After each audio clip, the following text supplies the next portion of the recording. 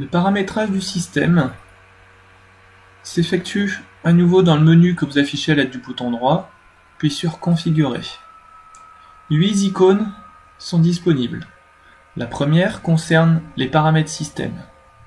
Vous pourrez sélectionner un nom pour votre enregistreur, la langue du système, de nombreuses langues sont disponibles, dont le français traduit par nos soins, permettant une utilisation très simplifiée. Le format vidéo, PAL ou NTSC, éventuellement un verrouillage automatique du poste. Si vous l'activez, sélectionnez le nombre de secondes. Au bout de ce nombre de secondes, le système se verrouillera automatiquement. Vous pouvez sélectionner un redémarrage automatique du système à votre convenance toutes les semaines, tous les jours, ou bien le désactiver. Les paramètres date et heure vont vous permettre de sélectionner le format de l'heure, le format de la date, le fuseau horaire, heure d'été, heure d'hiver, éventuellement de changer la date et l'heure. Les paramètres moniteur vous permettront de sélectionner pour la sortie HDMI et pour la sortie VGA la résolution d'affichage. Comme vous le voyez, nous pouvons afficher du Full HD au 1080p, la luminosité, le contraste, la saturation ou bien la teinte. Ceci indépendamment sur chacune des deux sorties vidéo. Concernant les entrées vidéo, vous pouvez sélectionner de dupliquer le signal sur les deux écrans ou d'avoir une image séparée sur les deux écrans, soit HDMI ou VGA. Sur paramètres entrée, vous pouvez sélectionner chaque type d'entrée, son fonctionnement, sa sensibilité, des éléments très précis. Enfin, dans Utilitaire, vous avez accès à plusieurs lignes. La première va vous permettre d'exporter la configuration actuelle de votre enregistreur, soit vers la clé USB, soit directement sur votre poste informatique. D'importer la configuration en sens inverse. Imaginons que vous ayez des réglages que vous souhaitez dupliquer sur un nouvel enregistreur. Sélectionnez simplement votre fichier depuis l'USB ou depuis votre poste informatique. Vous pouvez appliquer les paramètres par défaut.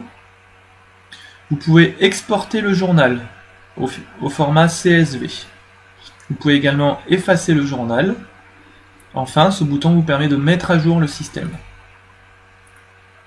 La seconde icône, paramètres événements, vous permettra pour chacun des événements listés en haut de la page de sélectionner un type d'action. Pour cela, sélectionnez par exemple détection de mouvement, sélectionnez d'activer ou non la détection, sélectionnez la sensibilité allant de 0 à 100, 0 étant le moins sensible, 100 étant le plus sensible. Sélectionnez éventuellement la fenêtre de détection. Vous pouvez ainsi masquer certaines zones sur votre fenêtre ou bien tout sélectionner. Sélectionnez ensuite si cet événement doit s'afficher dans le journal ou non, si cet événement entraîne un mouvement, par exemple pour la détection de mouvement, si cet événement entraîne un pop-up, ce qui signifie d'afficher la caméra correspondante en plein écran.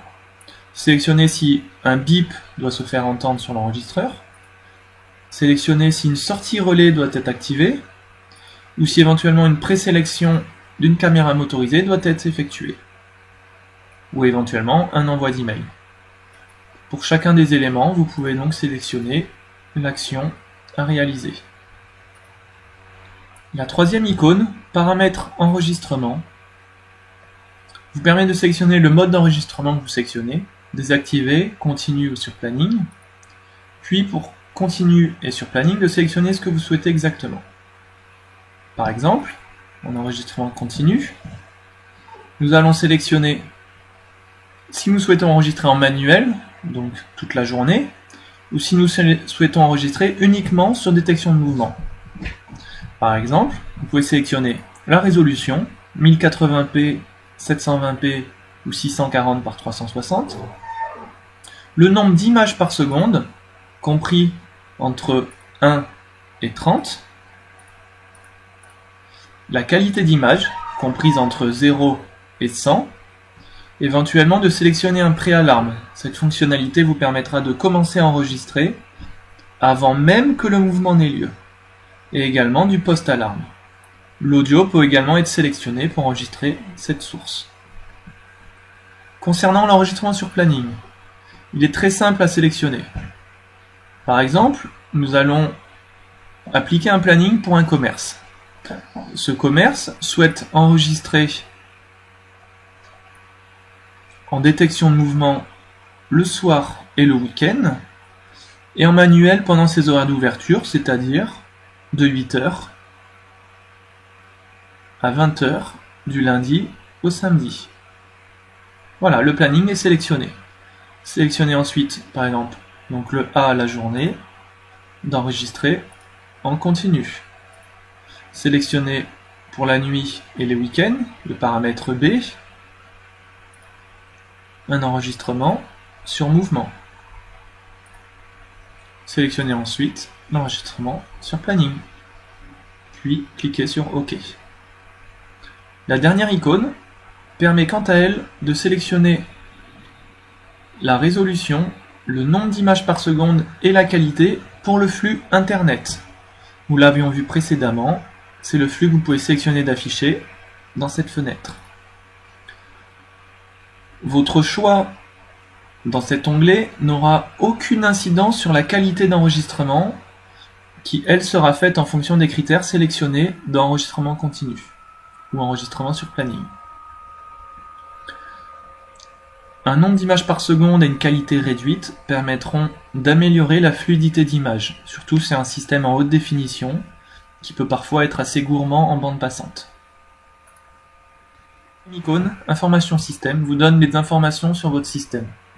Le modèle, la version, qui peut être mise à jour dans les utilitaires, l'adresse IP sur le réseau local, l'adresse MAC de votre système, les informations concernant le ou les disques durs.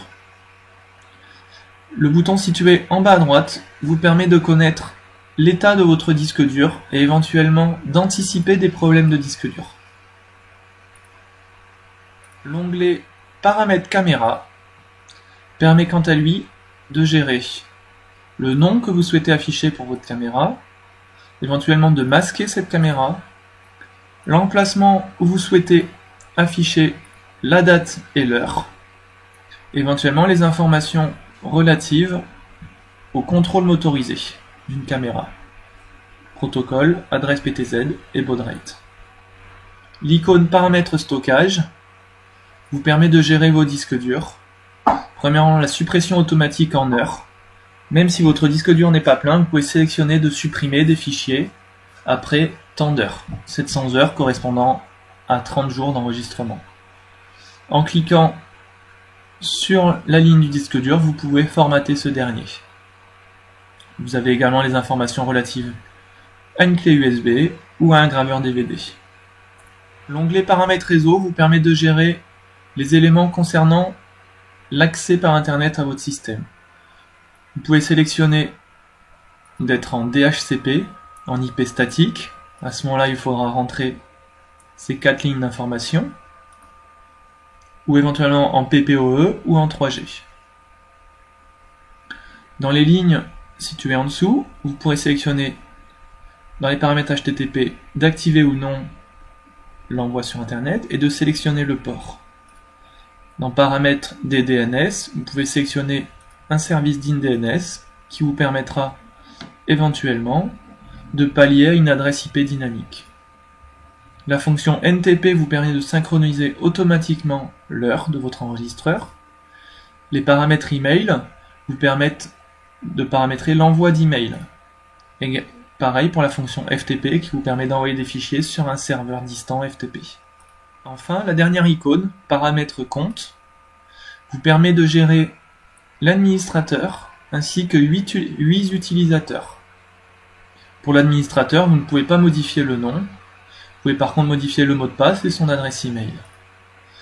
Pour chaque utilisateur suivant, vous pourrez sélectionner d'activer ou non l'utilisateur, de lui donner une date d'expiration, de choisir le nom, alphanumérique, un mot de passe, alphanumérique également, son adresse email, s'il doit être destinataire éventuellement d'email sur l'événement, puis de gérer ses permissions.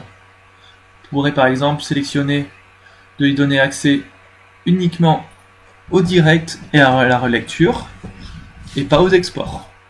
Vous pouvez également sélectionner de ne pas lui donner l'accès à certaines caméras. Voilà, ceci peut être fait sur 8 utilisateurs distincts.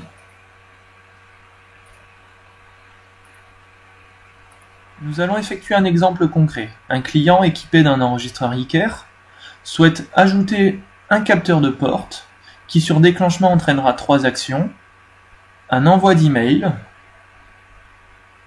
l'allumage ou l'extinction d'une lumière connectée sur la sortie relais et l'envoi d'une caméra motorisée sur une présélection définie.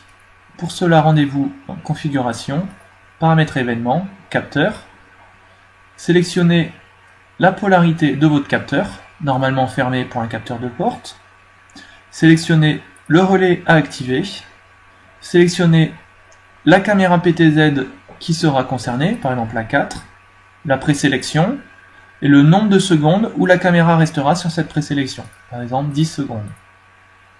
Sélectionnez ensuite les paramètres récepteurs, sélectionnez l'adresse email du client, cliquez sur OK, cliquez sur Activer, puis cliquez sur OK. Une fois le capteur déclenché, la lumière va s'allumer, la caméra PTZ va se positionner sur sa présélection et votre client recevra un email.